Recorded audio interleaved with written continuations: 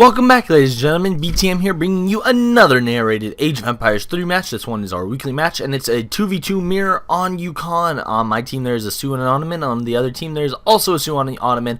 And I just gotta say, Yukon is the greatest map of all time. Fabulous treasures on the other side of the river, 4 trade posts, not to mention 2 native posts. And did I mention the amazing herds and mines on the map, not to mention plentiful wood? No? Well, let me mention that all and say this is one of my favorite maps by far to play on. So I hope you guys enjoy this match because I definitely enjoyed playing it. By the way, please let me know in the comments below how the sound quality turns out. I'm in my new apartment, kind of settling in. There's a little bit of an air conditioning noise that I can't really do anything about, so I tried to kind of work around it, so to speak, but by changing my audio settings, but there's nothing I can actually do to stop it. So I'm just hoping it turns out well with the air conditioning going on. And being in Central Texas, air conditioning going on is a very good thing, let me assure you of that. But let me quit rambling about such random things such as that and start rambling about things such as the game. So the game gets off immediately, and my teammate starts telling me about the treasures on the map, and that's helpful to know. I mean, I am aware that the good treasures on that side of the map. I don't want to be rude, but you know, it does slightly ruffle my feathers when the game starts and he's like, "Go here, do this." Slightly. This guy wasn't that bad though, so that's all I'm going to mention. But he was bringing out a good point, and you know, maybe if I hadn't played this map, that'd be really helpful knowledge. And I guess it's kind of one of the aspects you have to deal with when you're playing a team game, is that you guys don't know each other, so you don't know what you know. Like when I play with a lot of my friends or the people I know to play with a lot, they're all really good, and we know that we know the maps and we know what we're doing, so we don't really need to discuss this. So I guess in a random team game, it makes sense that he's kind of being a little bit more nitpicking, micromanaging, even though I feel personally I don't know it, but he doesn't know me. But again, I'm bloviating. Anyway, I did see a 50 wood treasure up at the top of the map guarded by a lion, and I really wanted it. But I ended up seeing 100 wood treasure guarded by 2 polar bears. I thought, I'll tame a polar bear, kill the other one, I'll get it. Delicious. Well, not really delicious, but very helpful, because that'll get me half of what I need for a stable, so that's pretty handy. He asked for help, but he was fighting 2 wolves, and he didn't even creep the treasure, so I was kind of like scratching my head slightly. Not really scratching my head, of course, because my fingers were on my keyboard typing the entire time, but figuratively I had an invisible finger scratching my head. And he comes over to help, and I was kind of pissed. I'm like, uh-oh, no, he's going to take my treasure. He's going to injure my polar bear. But not the end of the world. Either way, so I go to get it, and he's like, I need. But it was my treasure, and I probably should have given it to him. But I was already going for it. So I did go here and try to see if I can give him the 100 wood, but I couldn't, because I believe you need over 100 wood to tribute 100 resources, so I couldn't really help him by giving it to him, so I kind of felt bad. And he says help or something, so I said okay, or I said please and you're welcome. Again, just slightly rubbed the wrong way, but he kind of figured out after that I was not appreciative. And I guess actually most likely there was a language barrier there, where he didn't speak English as his first language, so he didn't know he was being rude. Not a big deal. It was still a good fun game to play. But anyway, I'm helping him gather some treasures. Now he didn't build the he did not build the trading post right away, as he probably should have with Ottoman, which is, well, not as you probably should have, as you absolutely should as Ottoman. You need trading posts. So I was kind of scratching my head again, figuratively with my imaginary finger scratching, you know, whatever, thinking no trade posts, what? But I didn't really have time to look at his town. I assumed therefore though, because he didn't go with the trade post, he had to go on with the mosque. But meanwhile, what I did is I aged up with 15 villagers, all very standard stuff. I put 5 on wood. My hope is to gather enough wood to build a stable shortly thereafter aging, or shortly before I age, or shortly, something to do with aging. So somehow I will age and have wood for a stable and build a stable, and that is really kind of the moral of the story. I am using waypoints to kind of get all my military units gathered together. I don't really want to separate my explorer too far from my polar bear and my wolf. Kind of figured that them being together would be a good idea, and I also sent up that forward villager, of course, because I wanted to grab a herd and I wanted to have a little bit of a forward stable. Sioux don't really build many buildings. I mean, market, a stable, maybe a war hut. That's what, 4 buildings total. So there's no real point to defensive building position. So I guess in terms of placing my stable, it's not like I'm, you know, I'll hide it behind my houses in a defensive circular pattern. Next to my town center, 2 outposts and barracks. You know what I mean? So there's none of that nonsense going on with me in my head. And I don't even build a market anyway. So really, the stable's probably the only building I'm going to build as Sioux this entire game. So with that being said, I just kind of put my stable next to my allies' forward base, and of course in a position where I thought I would be in a good enough relative position to build it quickly and easily and have a good like circular area. I want it kind of in the middle, that way I can hit everywhere from it relatively easily, and whatever units pop there are able to go around.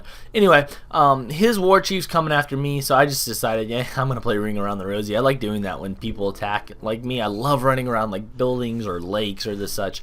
It gives me great sadistic pleasure. It's like they're trying to be all serious and do something, I'm just kind of screwing around, but no big deal. Either way, as you can see here, we're going to get some bow riders popped out, and I did send 4 axe riders. This is my first shipment in the colonial age, which might not be the best Sioux shipment, to be quite honest. I'm not completely 100% sold on whether it is or not, but either way, in comes some hussar.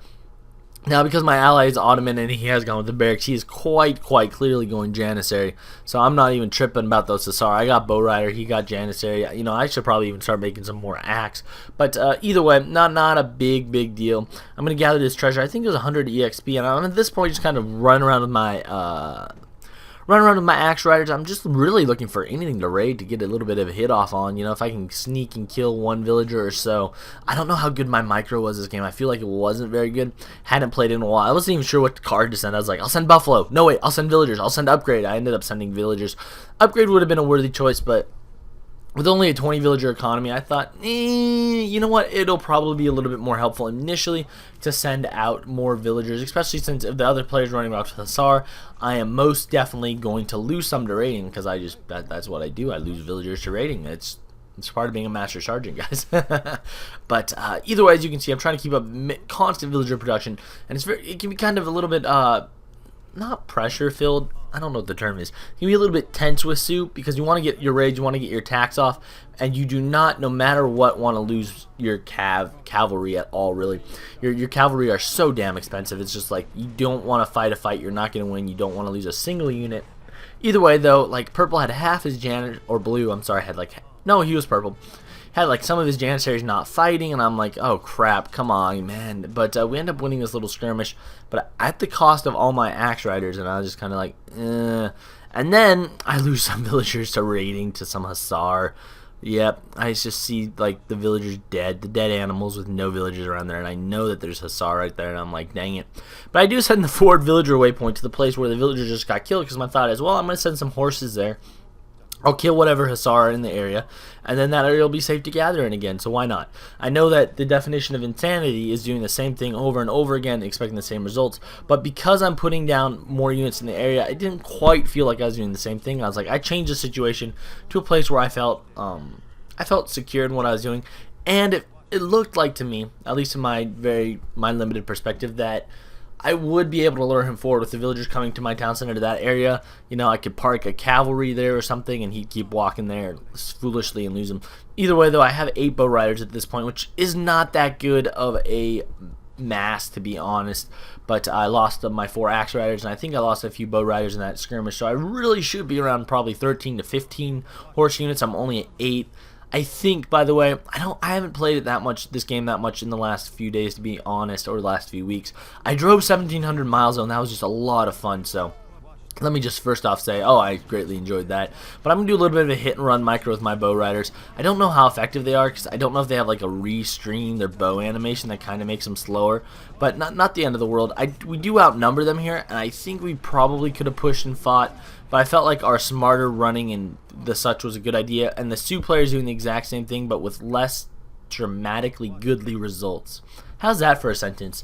Less dramatically goodly, but I should say with less successful results. He's hitting and running, but it seemed like I was getting all the shots off on him while he was doing that. So of course, I'm just going to hotkey all my bow riders to hotkey 2. I like having that hotkey when I have a massive cavalry on 2. It just makes it really easy for my finger just to go 2, 2, 2. I can find him, move him, this and that and the other. But I am going to kind of mass them and get them going. And I do decide at this point to put some villagers on wood, because I realized, you know what? I should probably build a market. Yeah, I'm not big on building markets anyway, even though they're really OP and you always should build a market. You know me, guys. Markets are not my thing whatsoever, but you know, I thought, we'll get that market going. And I do have a pretty nice mass of bow riders, but at this point, I thought, I don't know if it was at this point or at a later point, but at some point in the very near future, I did decide to start going axe riders, probably after probably after this coming skirmish. And I don't know why I did. I just felt like it needed to mix it up. I felt like the bow janissary combo was too even. It was not right. I figured that the Ottoman player would likely switch to Abyss at some point in the very near future or something along those lines. So I did not want to keep making bow riders. And you notice I only had one pop out there, but if I had been paying attention, I could have had more than one pop out. So a little bit of a noob mistake on my part. And no, I keep making bow riders, but take my word for it. I do switch to Abyss, or not Abyss. I do switch to Axe Riders soon. And he says back, which okay, I just took his word for and did. But I still felt like we could have probably won that push. Maybe not. He had a little bit less of a janissary mass than I realized. And I'm gonna try to get 5 bow riders out now. 5 more, and then I think I switch to Axe. That seems pretty reasonable. But at this point, they're kind of scattered and they're not united. So I was like, maybe we can get some peripheral pushing on them. I don't know. I wanted to raid. I don't like the kind of constant head-up conflict that I'm doing with the Sioux right now. But either way, I'm going to get those new bow riders all added to my group 1. Now I'm going to make some Axe Riders right, because I'm assuming that he's going to make start making some Abyss. And of course, my teammate tells me we need hand cav, but I was one step ahead of him, literally a millisecond ahead of him. So I felt pretty proud of myself, like already making that, because I'm on the ball, but not so much. I probably, I could have made more. What I probably should have done, I'm no expert here, but what I might have done and probably been slightly better for doing is I might have been slightly better off if I had gone a double corral strategy. I don't know. I don't get a place to that much, but a double corral might have been a little bit stronger, if only because I'd be. Oh, I don't know. At this point, I could probably pump out. No, I don't really know. I don't think I have enough of economy to pump out resources from 2 corrals. But either way, I'm gonna send a Furrier. I think the first age Furrier.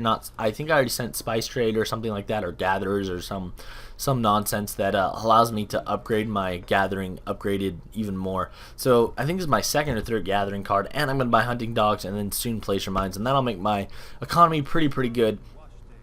And at this point, I'm going to go and I'm going to just try to take down this war hut. Of course, if we can take that down, his villagers all up there are hiding in there. Not to mention that we have a pretty good mass here, so I felt like, you know what, if I can take down that war hut and then we can counter push at the same time, I thought that'd be pretty OP. Now I'm going to be putting more villagers on gold here because I do have not enough gold. Even though I'm going mainly Axe, and Axe Riders mainly cost food, I still am really low on gold, but that also has a lot to do with the upgrades I've sent to food gathering as opposed to gold gathering. And at this point, I just have my units mass attacking everything, and he's got a lot of military in the way. I am going to send my Axe Riders to block off the escape, and they both resign, I guess. I was kind of surprised, but I looked back and counted the numbers. In fact, I think you're going to see me do it here. I had 6 more bow riders in the area, and I don't know if his villager horde was equivalent to 6 more bow riders or not, but either way, they decided as a team that it was unanimously time to resign. Perhaps my economy was way better than the other Sioux. Plus, I had more units. Those bow riders were the only military units he had. So he was kind of in a little bit more trouble than he realized. So we could have pushed there and won. So I guess they did a GG, kind of stopping the inevitable in a way. But all around is a good little bit of a funness, and I had the most resources. Go Sioux! But all around it was a good clean fun, guys. Good clean fun was what this match was. Either way, I'm just taking a quick tour through the post game, looking at the military unit count. I felt like I didn't do as good of a job. I'll be honest. I was not very happy. I had a really good mass, but I was not happy with the way I played. I felt like my micromanagement was sloppy, and part of the reason why is I'm watching some really high quality videos of other players, so I'm noticing my own inadequacies a little bit more. But all that to say, thank you guys for watching. I hope you guys enjoy my One Age of Empires 3 video per week. We do try to make it good and exciting. But before I leave, let me give you a quote of the day from Sun Tzu in The Art of War, and that quote would be, "Hence, though an obstinate fight may be made by a small force, in the end it must be captured by the larger force." Ladies and gentlemen, that is from Sun Tzu, as I previously mentioned, and The Art of War. My name is BTM, aka Big Thunder Man, and I would like to personally thank you so much for watching, liking, and commenting. I read and I reply to all the comments, and it means a lot to me. So thank you guys so much, and until next time, good luck and happy hunting. BTM out.